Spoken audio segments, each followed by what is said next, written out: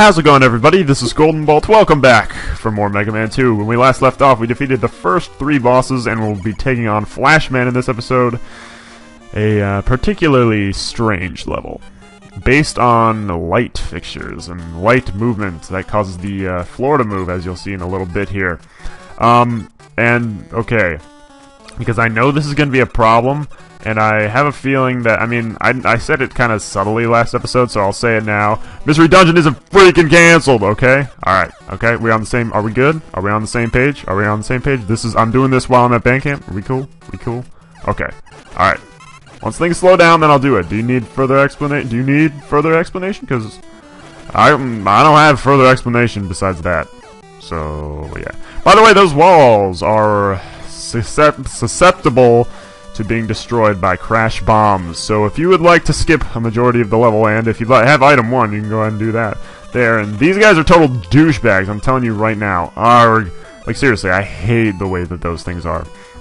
They take down so much damage, they're weak against the metal blade, which is my spam move, and if I would use the crash thing there, I'd be alright. See how I'm being pushed back and stuff like that? That's one of the things I do like about this level, is that it's not just things flashing at you, which clearly was the original design, as you can tell here. The light flashing determines the difference between what is and what isn't going to push you forward. God, I hate Sniper Joes. Come on. Especially when they're in their stupid robot suits. Sniper Joe! Okay. I swear these things are gonna kill me eventually. I swear that's gonna happen. There's so many in this level. It's almost annoying. And if you don't make these jumps, life gets a lot more hellish for you. As I fall. Because of these friggin' Sniper Joes and their suits of armor and death and pain and God, there's the wild. Yeah, that's already where Flashman is. He's already there. God, this guy's annoying. Holy crap. Alright, whatever. I'll just... Didn't expect him to jump! And that's what happens when you act like a complete idiot. While trying to live commentate a... Oh, hey, how's it going? A very, movement-based platformer. It's not easy to commentate, 2D platformers. Like a Waluigi was not an easy game to commentate. But that was a game that I didn't know anything about. So, it makes things a little different. So, yeah. Okay. Alright. The thing that I think another analysis point about this game is how the enemies are placed.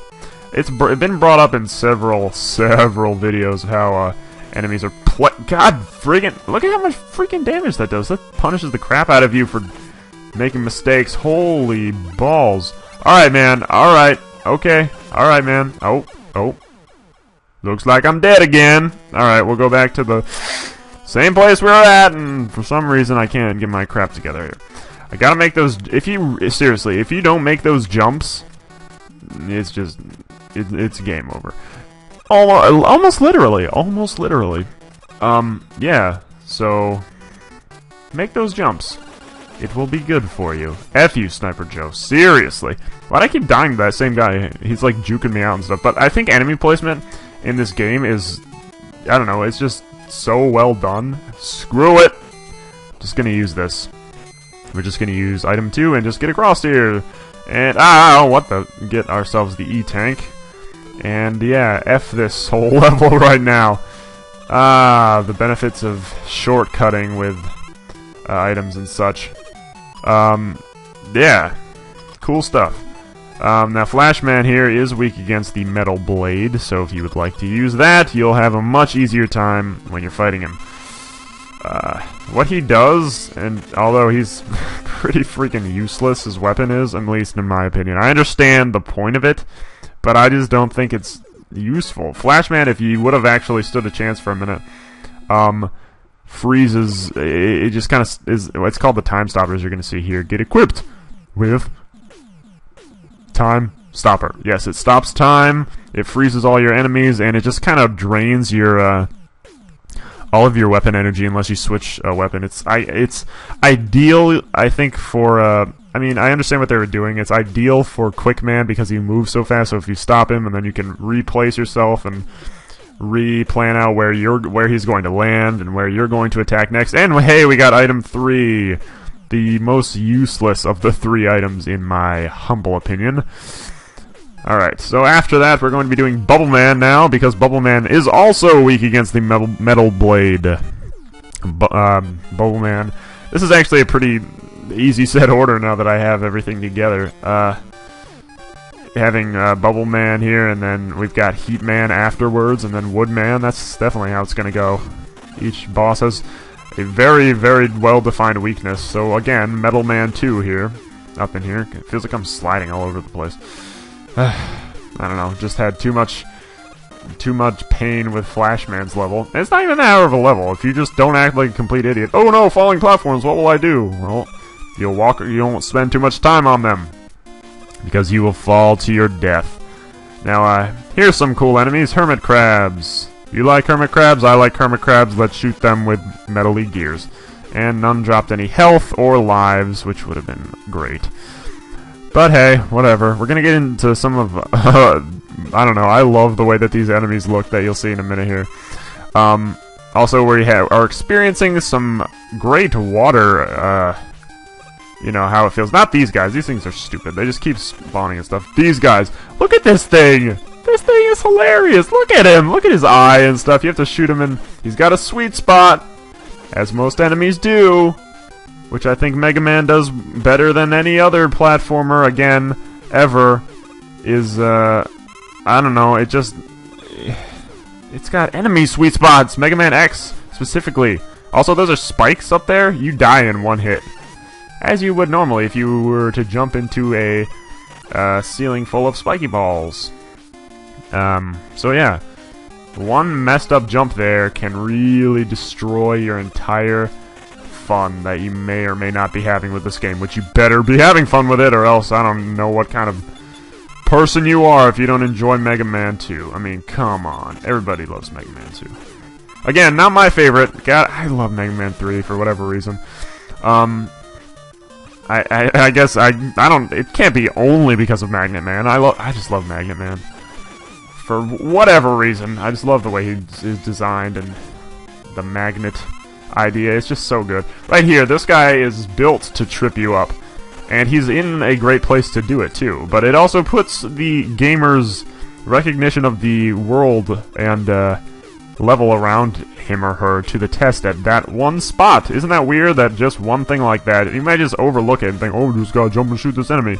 But hey, it says these are these frog things that have these things that hop at you. He's up on a ledge, so you've got to jump and shoot at him, but also being very careful of not jumping too high, as there are spikes that line the ceiling. Something very similar that Bubble Man deals with here. He floats around and stuff, but you can't jump too high because you will die in one hit. Luckily, though, Bubble Man only kind of glides around, and he's incredibly easy to kill. But hey, say you're a kid playing this game back in the NES days, and you didn't know the boss weaknesses, and there was no way to look it up on GameFAQs or something. But, then you'd have to put that kind of knowledge to the test, and your knowledge of what you learned in the level would help you defeat the boss. Granted, if you would do a lot of experimenting, you probably would find out that he is weak against the Metal Blade. He gives you the Bubble Lead, or Bubble Lead. It's been a discrepancy among many people that I know. We're gonna go right into Heat Man now. Heat Man has my favorite music in the game. I love Heat Man's music. And also, something I noticed in playback is that for some reason some of the things are not showing up on the screen. They just kind of blank out, and I think that's all because of the how it's ported on the Wii. But or it could be my capture thing. But I think it's how it's ported on the Wii. I would wager a large sum of cash on that. Look at me, using fancier words than, I'll bet on that, yeah, bet on that, drink to that. I hate when people say that, like, you want to bet on that? I'm like, no. Kidding me? Why would I want to bet money on something petty? Anyway, here's something cool that you may not pay attention to, is that first, these enemies are stupid and they change speed when you jump. But the way that those blocks are placed, it's very subtle, but it gives you a little hint as to how other things in the level are going to play out, i.e. right now. Yes, the invisible blocks, some of the most iconic puzzle platforming things of the Mega Man series. The blocks that appear in rhythm Did you notice back there? If you want to go ahead and pause and look at a few seconds ago, the way that those blocks were lined up that were completely stationary give you a little bit of a hint as to what the blocks in the previous room were gonna turn out to be. Granted, it's pretty subtle and it's not exactly what it is, but hey, you know, it pretty much is. If you look at it, it's almost certainly the same way. Anyway, here we go. We're gonna shoot that. We can cheat a lot of this level with the crash bombs, which is cool. By destroying these clearly marked walls, so like, He-Man's just like, that man won't get in here. I'll just build these walls that are diffusable, that are able to be destroyed by Crash Man's bomb. Crash Man's a cool guy. He won't ever get killed or anything. As you can see here, these blocks move really fast. They don't move this fast on the iPad version. Look how fast they're moving. What? That doesn't normal. Look how fast. What the crap? Alright, we're gonna just do this. F you! But hey, there's an extra life down there. But hey, if you go get it, you gotta die! Unless you can nail some of those really ridiculously fast-moving, platforms. F you, Sniper Joe, in your mech suit! Seriously, what's your problem? Nobody likes you. I'm not exaggerating. Right? Right, folks at home? You don't like Sniper Joe, do you? No. He was mean. He stole your lunch money. He called you names like Booger Brain and other elementary school level bully names. But anyway, that was like hey and anyway together. Hey anyway. This is Heatman, sadly one of the easiest bosses to kill. He takes literally like 1 or 2 hits from the bubble here, unless he puts his little invisibility shield on here. If you wouldn't have the bubble lead for that, he'd be a tough boss to kill. He moves around really fast and puts up these walls that you gotta perfectly place your jumps over. But hey, we got equipped with atomic fire, the weapon that is good against Heatman, or against Woodman, not Heatman. It's late. I'm recording this all at once. For those of you who don't know, message from Dr. Light. Item 1 completed. I thought we already had item 1. Maybe I forgot. I don't know. Again, it's late. Anyway, item 1 we'll be using a little later. But hey, we got all 3 of our items that would later become inspiration for Rush. And I know it's early, but I want to space these episodes out with a good amount of bosses. So I'm going to end off the episode here, ladies and gentlemen. Thank you very much for tuning in.